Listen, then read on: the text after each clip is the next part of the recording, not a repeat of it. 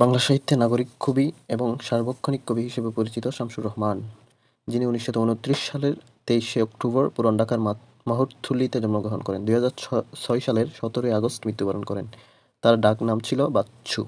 তার কাব্যগ্রন্থের মধ্যে অন্যতম বিখ্যাত হচ্ছে বন্দি শিবির থেকে, যেটি মুক্তিযুদ্ধভিত্তিক কাব্যগ্রন্থ। উল্লেখযোগ্য কবিতা হচ্ছে ওই কাব্যগ্রন্থের স্বাধীনতা তুমি, তোমাকে পাওয়ার জন্য হে স্বাধীনতা, বন্দি শিবির থেকে।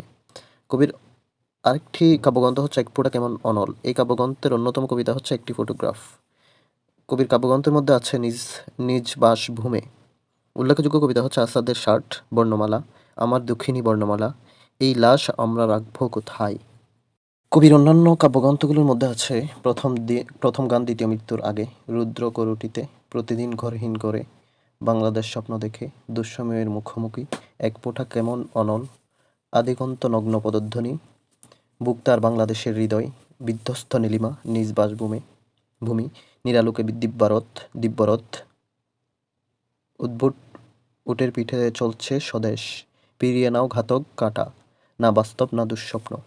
কবির উল্লেখযোগ্য কবিতাগুলোর মধ্যে আছে বারবার ফিরে আসে, বুক তার বাংলাদেশের হৃদয়, পণ্ডশ্রম, প্রিয় স্বাধীনতা, গেরিলা, একটি ফটোগ্রাফ, ফেব্রুয়ারি 1969, বাইবেলের কালো অক্ষরগুলো, একজন শহীদের মা বলছেন এখনো আমার মাকে।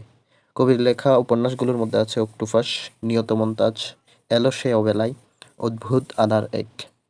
কবির লেখা আত্মস্মৃতির মধ্যে আছে স্মৃতিশহর, কালের ধুলোয় লেখা। শিশুতোষ গ্রন্থের মধ্যে আছে এলাটিং বেলাটিং, রংধনু সাঁকো, ধান ভাঙতে কুড়ো দিব, গোলাপ ফুটে খুকির হাতে, লাল ফুলকির ছড়া। কবির অনুবাদ নাটক হচ্ছে হ্যামলেট, যেটি শেক্সপিয়রের লেখা হ্যামলেটের অনুবাদ। প্রবন্ধ আমৃত্যু তার জীবনানন্দ, কবিতা এক ধরনের আশ্রয়, শামসুর রহমানের প্রবন্ধ। কবি শামসুর রহমানের কিছু গুরুত্বপূর্ণ তথ্য হচ্ছে মুক্তিযুদ্ধকালে তিনি মজলুম আদিব ছদ্মনামে লিখতেন। প্রথম কবিতা হচ্ছে 1949, বঙ্গবন্ধু কারাবরণ হলে বা অভ্যন্তরীণ হলে লিখেন টেলেমেকাস কবিতাটি। উদ্ভট উটের পিঠে চলছে স্বদেশ, এতে 23টি কবিতা রয়েছে। হাতির সুর, যেটি 1958 সালে স্বৈরাচার আইয়ুব খানকে বিদ্রূপ করে সমকাল পত্রিকায় লিখেন এই কবিতাটি।